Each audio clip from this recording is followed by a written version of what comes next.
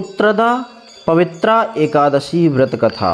श्री युधिष्ठिर जी कहने लगे कि हे भगवान, मैंने श्रावण माह के कृष्ण पक्ष की कामिका एकादशी का सविस्तार वर्णन सुना। अब आप मुझे श्रावण मास के शुक्ल पक्ष की एकादशी का क्या नाम है, व्रत करने की विधि तथा इसका माहात्म्य कहने की कृपा करिए। मधुसूदन कहने लगे कि इस एकादशी का नाम पुत्रदा एकादशी है। इस एकादशी को पवित्रा एकादशी भी कहा जाता है। पुत्रदा एकादशी व्रत करने वाले व्यक्ति को पूजा के बाद श्रावण पुत्रदा एकादशी की व्रत कथा जरूर सुननी चाहिए। ऐसा करने से व्रत पूर्ण होता है और मनोकामनाएं पूरी होती हैं। अब आप शांतिपूर्वक इसकी कथा सुनिए। इसके सुनने मात्र से ही वाजपेय यज्ञ का फल मिलता है। द्वापर युग के आरंभ में महिष्मती नाम की एक नगरी थी, जिसमें महीजित नाम का राजा राज्य करता था। लेकिन पुत्रहीन होने के कारण राजा को राज्य सुखदायक नहीं लगता था। उसका मानना था कि जिसके संतान ना हो उसके लिए यह लोक और परलोक दोनों ही दुखदायक होते हैं। पुत्र सुख की प्राप्ति के लिए राजा ने अनेक उपाय किए, किंतु राजा को पुत्र की प्राप्ति नहीं हुई।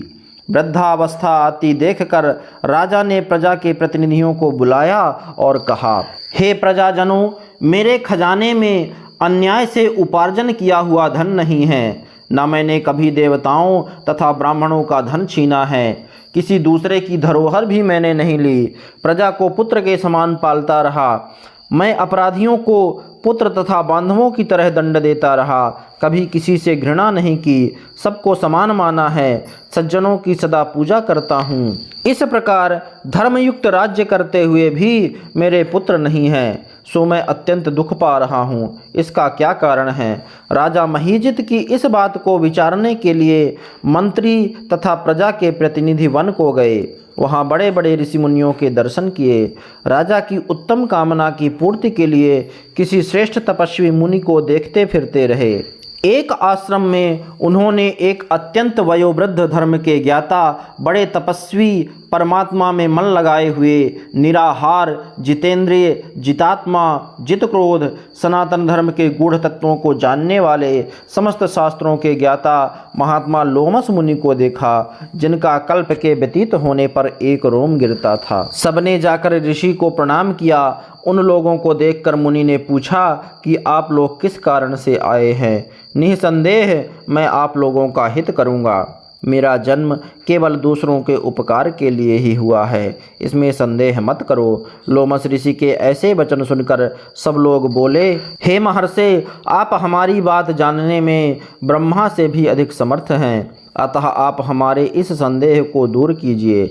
महिष्मतीपुरी का धर्मात्मा राजा महीजित प्रजा का पुत्र के समान पालन करता है, फिर भी वह पुत्रहीन होने के कारण दुखी है। उन लोगों ने आगे कहा कि हम लोग उसकी प्रजा हैं, अतः उसके दुख से हम भी दुखी हैं। आपके दर्शन से हमें पूर्ण विश्वास है कि हमारा यह संकट अवश्य दूर हो जाएगा, क्योंकि महान पुरुषों के दर्शन मात्र से अनेक कष्ट दूर हो जाते हैं। अब आप कृपा करके राजा के पुत्र होने का उपाय बतलाएं। यह वार्ता सुनकर ऋषि ने थोड़ी देर के लिए नेत्र बंद किए और राजा के पूर्व जन्म का वृत्तांत जानकर कहने लगे कि यह राजा पूर्व जन्म में एक निर्धन वैश्य था। निर्धन होने के कारण इसने कई बुरे कर्म किए। यह एक गांव से दूसरे गांव व्यापार करने जाया करता था। एक समय ज्येष्ठ मास के शुक्ल पक्ष की द्वादशी के दिन मध्याह्न के समय वह जबकि 2 दिन से भूखा प्यासा था, एक जलाशय पर जल पीने गया। उसी स्थान पर एक तत्काल की ब्याही हुई प्यासी गौ जल पी रही थी। राजा ने उस प्यासी गाय को जल पीते हुए हटा दिया और स्वयं जल पीने लगा। इसीलिए राजा को यह दुख सहना पड़ा।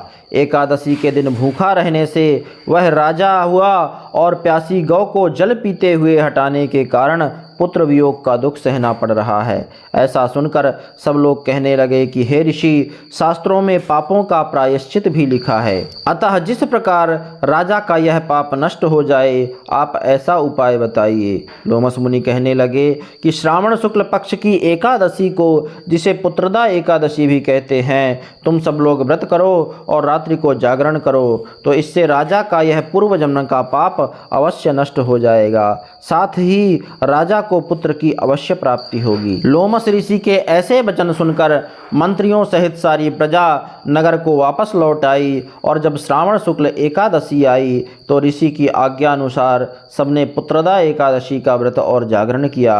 इसके पश्चात द्वादशी के दिन इसके पुण्य का फल राजा को दिया गया।